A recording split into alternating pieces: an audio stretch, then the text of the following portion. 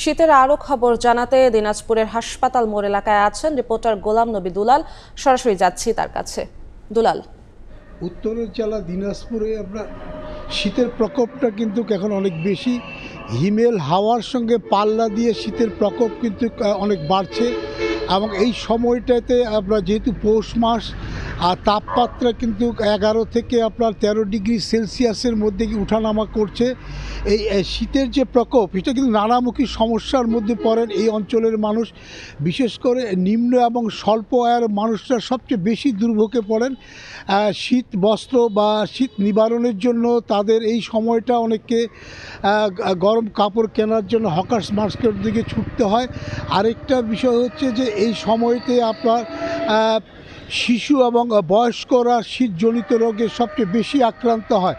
আমরা যেটা তথ্য নিয়ে জেনেছি যে বিশেষ করে হাসপাতালগুলোতে এই শীতজনিত রোগে শিশুদের সংখ্যা অনেক বেশি।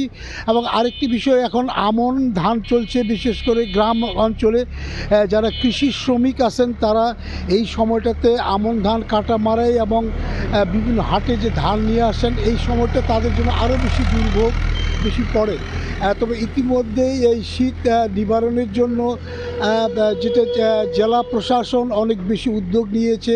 আমরা জেলা প্রশাসনের সঙ্গে কথা বলেছিলাম, যেহেতু পৌষ এবং মাঘ মাস এই 2 মাসের শীতের প্রকোপটা অনেক বেশি থাকে। এই সময়টাতে নিম্ন এবং স্বল্প আয়ের মানুষের শীত নিবারণের জন্য তারা 13,000 কম্বল 13টি উপজেলায় তারা বিতরণ করেছেন। এছাড়া নগদ অর্থও তারা দিয়েছেন যে প্রয়োজনে তারা শীত বস্ত্র কিনে গরিব বা দুঃখী মানুষের মধ্যে তারা যে বিলি বন্টন করবেন।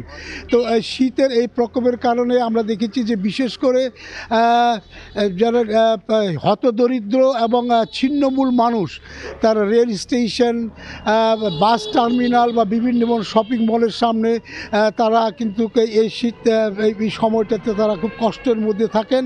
এবং আমরা এর মধ্যেও দেখেছি যে অনেক রাজনৈতিক সংগঠন, সামাজিক এবং সাংস্কৃতিক সংগঠন তারাও শীত বস্ত্র বিভিন্ন জায়গায় তারা বিতরণ করছেন। এই যে কারণ কষ্ট এবং দুর্ভোগের মধ্য দিয়েই এই অঞ্চলের মানুষ কিন্তু আপনার এই সময়টা তারা বেশি করে আপনার কষ্ট পায় এবং শীত নিবারণের জন্য তারা মানুষের যে কষ্ট সেটি কিন্তু অনেকে চান যে শীত বস্ত্র তাদের কাছে যেন পৌঁছে। তো আমার কাছ থেকে শীতের সর্বশেষ এই ছিল।